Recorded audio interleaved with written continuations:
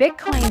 Bitcoin, in the last year alone, has rallied all the way from $26,000 to $72,000. It's been considered as one of the best performing assets of the last decade. And for some reason, it also becomes the most controversial asset.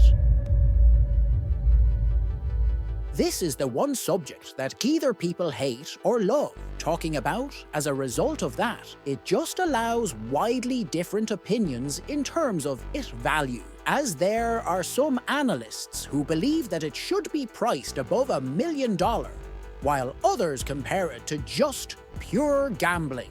Warren Buffett himself says that he wouldn't even pay $25 for all the Bitcoin in the world, and considers all sorts of crypto as straight-up rat poison. So given the extremes on both sides, let's discuss the bull and bear cases at today's value, the realistic dangers that needs to be taken into consideration, and then to sum it all, what the experts believe it could be worth in a few years. Although, before going into all that, if you find these videos interesting, informative, or helpful in any way possible, it would mean a lot if you took the time to hit the like and also subscribe to the channel if you haven't already. It helps out the channel immensely. Let's start with the beginning of Bitcoin and the entire concept revolved around it. The entire concept of Bitcoin, anonymously created during the middle of the housing bubble burst as a way to create a currency that was completely detached from mainstream banks and government. Bitcoins were generated using computers that solved complex cryptographic algorithm puzzle, and the premise is that there's only ever going to be 21 million Bitcoins in existence. And it's estimated that 19.4 million of those Bitcoins have already been solved. However, the mining process gets progressively harder and harder over time. It's been estimated that the final Bitcoin would not be mined in the next 100 years. And although the price of the Bitcoin has gone over $72,000 over its existence of 14 years, it wasn't without its hiccups. For instance, there's been 3 times in the last decade that it's ended more than 50 to 60% down. But here we are, yet again, at near all-time high. And so, why did this happen over again? While lately, all this growth can be linked to one single word: demand. During the time it was originally created, most of the demand was around people who believed in the concept and exchanged it as a currency or saw it as an investment opportunity. But now that the technology has started to embrace it as more than just a currency, and instead as an international store of value, prices have taken off. For example, El Salvador and the Central African Republic adopted Bitcoin as their legal tender. Institutional investors are beginning to pile in, and the most significant of all of this came from the Bitcoin ETF. The ETF business model of Bitcoin has become such a popular business model that in the last 2 months, BlackRock's ETF passed Michael Saylor's entire stockpile, and with soon to be only 450 Bitcoins mined per day after the halving, there might not be just enough Bitcoin to go around for everybody without the pricing continuing to go up. To top it all, since the Bitcoin supply is fixed, meaning that more of it can't be magically produced beyond the initial 21 million experts believe that this will be the reason it keeps going higher, although not everyone agrees. The next point to be made in this case is that not everyone agrees that Bitcoin is a viable investment, and there are many other highly respected investors that all universally believe the same thing, that Bitcoin is worthless. To break this down, let's start with Warren Buffett. He's famously said that you can't value Bitcoin since it's not a value-producing asset. If you buy something such as cryptocurrency, you don't really have anything that has produced anything. You are just hoping that the next guy pays more. And in that sense, he has repeatedly referred to it as a gambling token. He then went on to say that the assets to have value, it has to deliver something to somebody. And there's only one currency that's accepted. You can come up with all kinds of things, and we could put up Berkshire coins. But at the end of the day, this is money.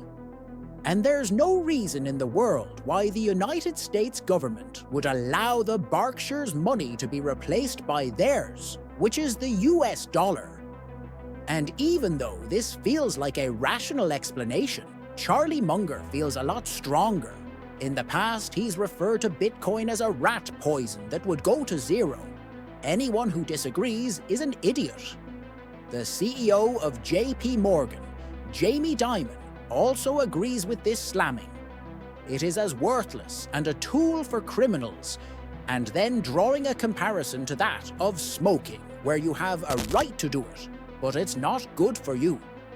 However, other leading economists have their own separate views as to why Bitcoin can potentially be worthless. For instance, Norel Rubini asks, how could something fall 20% on one day and then rise back 20% by the next day be a stable store of value?